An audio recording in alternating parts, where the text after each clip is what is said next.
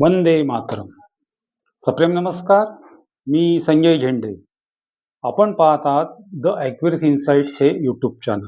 मित्रांनो, आपल्यापैकी बहुतेकांनी घड्याळासाठीच्या प्रतिष्ठित अशा टायटन ब्रँडवर आधारित made in India a Titan story he web series पाहिली असेल किंवा पाहत असाल. या लोकप्रिय सिरीज नंतर आता ती सिरीज आणि ऑल माइटी मोशन पिक्चर यांनी द टाटाज या बहुपर्वीय सिरीजची घोषणा केली आहे.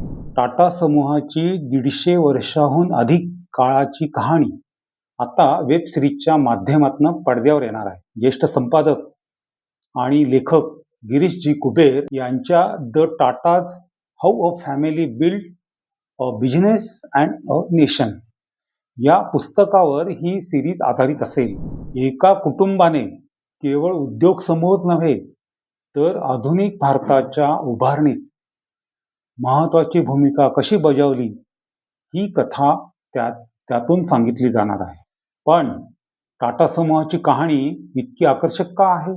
10 लाखाहून अधिक कर्मचारी, जगभर पसरलेला व्यवसाय, स्टीलपासून सॉफ्टवेअरपर्यंत विस्तार, आणि तरीही या साम्राज्याची मालकी कोणत्याही एका व्यक्तीकडे नाही.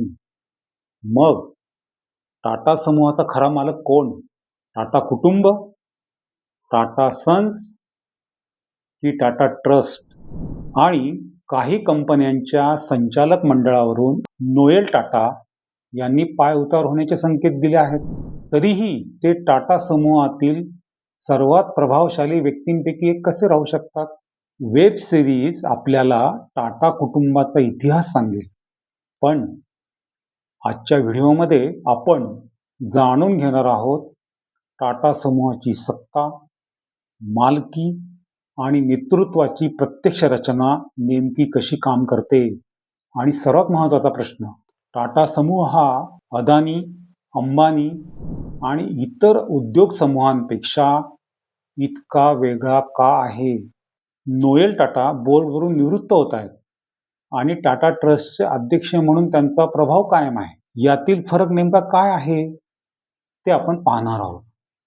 एकूणच टाटा समूहाच्या विविध पैलूंविषयी माहिती देणारी मालिका आपण आपल्या द ॲक्युरसी इन्साइट या यूट्यूब चॅनलच्या माध्यमातून सुरू करीत आहोत. या मालिकेतील पहिला भाग आधारित आहे तो टाटा समूह, नेतृत्व, वारसा आणि भविष्य. या पहिल्या भागामध्ये आपण टाटा समूह इतका वेगळा का आहे आणि नेतृत्व, मालकी आणि मूल्यांची कहाणी या अनुषंगाने माहिती घेणार आहोत. भाग 2 मध्ये आपण पण माहिती घेणार आहोत, वेगवेगळ्या पैलूंसंदर्भात माहिती घेणार आहोत. वंदे मातरम. सप्रेम नमस्कार. पहिल्या भागामध्ये सर्वांचे स्वागत. मी संजय झेंडे आणि आपण पाहत आहात द ॲक्युरसी इन्साइट्स हे यूट्यूब चॅनल. या चॅनलचं घोषवाक्य आहे फ्लो ऑफ इन्फॉर्मेशन. मित्रांनो, भारतातील सर्वात विश्वासार्ह उद्योग समूह कोणता हा प्रश्न विचारल्यानंतर अनेकांच्या मनात सर्वप्रथम एकच नाव येते, ते म्हणजे टाटा. मिठापासून सॉफ्टवेअरपर्यंत, चहापासून विमान सेवेपर्यंत, स्टीलपासून सेमीकंडक्टरपर्यंत, मोटारीपासून पंचतारांकित हॉटेलपर्यंत टाटा हे नाव आपल्याला आयुष्याच्या जवळपास प्रत्येक क्षेत्राशी जोडले गेले आहे. टाटा समूहातील कंपन्यांचा एकत्रित वार्षिक महसूल 2024-25 मध्ये 180 अब्ज डॉलर्सपेक्षा अधिक होता. समूहामध्ये 10 लाखांपेक्षा अधिक कर्मचारी काम करतात. तरी सुद्धा या विशाल साम्राज्याची रचना अंबानी, अदानी किंवा इतर पारंपरिक कुटुंब नियंत्रित उद्योग समूहांसारखी नाही. या समूहाची मालकी नेमकी कोणाकडे आहे?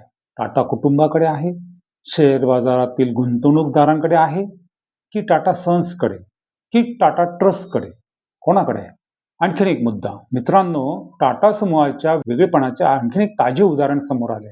Brand finance. ब्रँड फायनान्सच्या भारतातील आघाडीच्या ब्रँड्सच्या मूल्यांकनामध्ये टाटा समूहाने पुन्हा एकदा पहिले स्थान प्राप्त केले आहे. टाटा ब्रँडचे मूल्य सुमारे 33 अब्ज डॉलर दर्शवण्यात आले आहे. विशेष म्हणजे हा क्रमांक केवळ टाटा समूहाच्या कारखान्यांच्या संख्येमुळे किंवा कंपन्यांच्या बाजार मूल्यामुळे मिळालेला नाही मित्रांनो.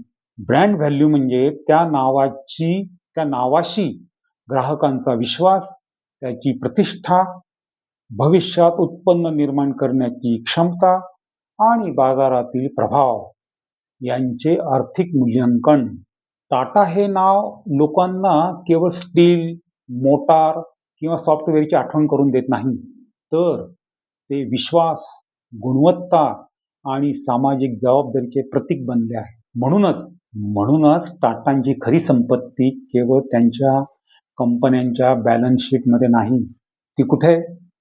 ती भारतीयांच्या मनात निर्माण झालेल्या विश्वासामध्ये आहे. मित्रांनो, नोएल टाटा नोव्हेंबर 2026 मध्ये काही टाटा कंपन्यांच्या संचालक मंडळावरून वयाच्या नियमानुसार पायउतार होणार आहेत.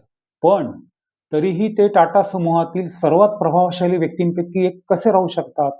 या सर्व प्रश्नांची उत्तरे समजून घेण्यासाठी आपल्याला टाटा समूहाचा केवळ इतिहास नव्हे, तर त्याची मालकी, नेतृत्व आणि मूल्यांची अनोखी रचना समजावून घ्यावी लागेल. आजच्या पहिल्या भागात आपण हेच समजावून घेणार आहोत. मित्रांनो, टाटा समूह इतका वेगळा का आहे? जमशेदजी टाटा उद्योगातून राष्ट्रनिर्मिती आणि समूहाची सुरुवात त्यांनी केली. कधी केली? 1868 मध्ये, म्हणजे साधारण 157-158 वर्षांपूर्वी. जमशेदजी नसरवानजी टाटा यांनी मुंबईमध्ये व्यापार व्यवसायाची स्थापना प्रारंभी केली. पण जमशेदजी टाटा हे केवळ नफा कमवणारे व्यापारी नव्हते.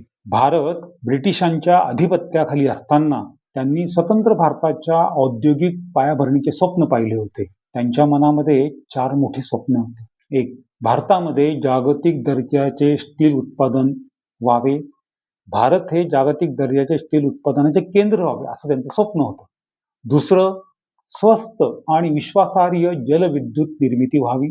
त्याचप्रमाणे जागतिक दर्जाचे शिक्षण आणि संशोधन संस्था निर्माण व्हावे आणि भारतीयांना अभिमान वाटेल असे ऑलिशान हॉटेल निर्माण व्हावे. यापैकी अनेक स्वप्ने त्यांच्या हयातीत पूर्ण झाली नाहीत, परंतु त्यांच्या पुढील पिढ्यांनी ती पूर्ण केली. कसा प्रवास झाला ते सांगतो. 1868 मध्ये टाटा उद्योग समूहाची सुरुवात झाली. 1903 मध्ये मुंबईतील ताजमहाल पॅलेस हॉटेल सुरू झाले. 1907 मध्ये टाटा आयर्न अँड स्टील कंपनीची स्थापना झाली. 1910 मध्ये टाटा हायड्रो इलेक्ट्रिक पॉवर कंपनीची स्थापना झाली.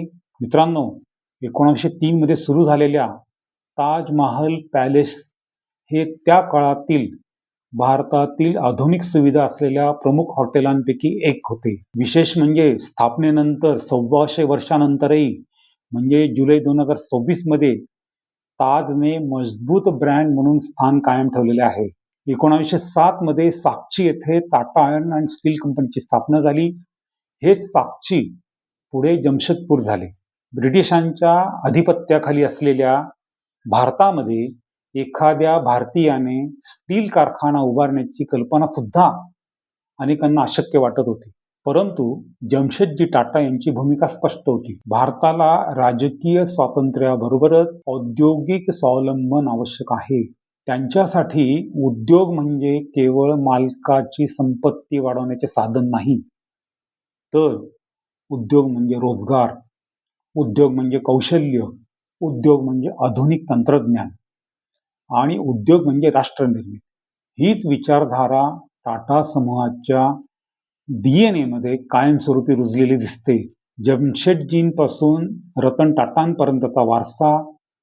जमशेदजी टाटा यांच्या निधनानंतर सर दोराबजी टाटा आणि सर रतन टाटा यांनी त्यांच्या स्वप्नांना मूर्त स्वरूप दिले. दोराबजी टाटा यांनी काय केलं? स्टील, वीज आणि शिक्षण क्षेत्रातील प्रकल्प पुढे नेले. समूहाच्या पुढील नेतृत्वाने air India, Tata chemicals, Tata Motors, Tata consultancy services यासारख्या नव्या क्षेत्रामध्ये प्रवेश केला. मित्रांनो, JRD टाटा यांच्या नेतृत्वाखाली टाटा समूहाने विमानसेवा, वाहन निर्मिती, रसायने आणि संशोधन क्षेत्रामध्ये मोठी झेप घेतली आणि 1991 मध्ये रतन टाटा यांनी समूहाचे नेतृत्व स्वीकारले. त्या काळामध्ये भारतामध्ये आर्थिक उदारीकरण सुरू झाले होते, नुकतेच सुरू झाले होते. टाटा समूहातील अनेक कंपन्या त्यावेळेस एखाद्या संस्थानाप्रमाणे स्वतंत्र काम करत होत्या, पण रतनजी टाटा यांनी या कंपन्यांना एका सामाजिक ओळखीखाली आणले. एक समूह, एक मूल्यव्यवस्था आणि एक जागतिक महत्वाकांक्षा. Tetley, Corus, Jaguar land and rover यासारख्या परदेशी कंपन्यांच्या अधिग्रहणापासून टाटा समूह जागतिक स्तरावर पोहोचला. रतन टाटा यांच्या काळातील सर्वात मोठे योगदान केवळ अधिग्रहण किंवा आर्थिक विस्तार हे नव्हते. त्यांनी टाटा या नावाशी जोडलेला विश्वास अधिक दृढ केला.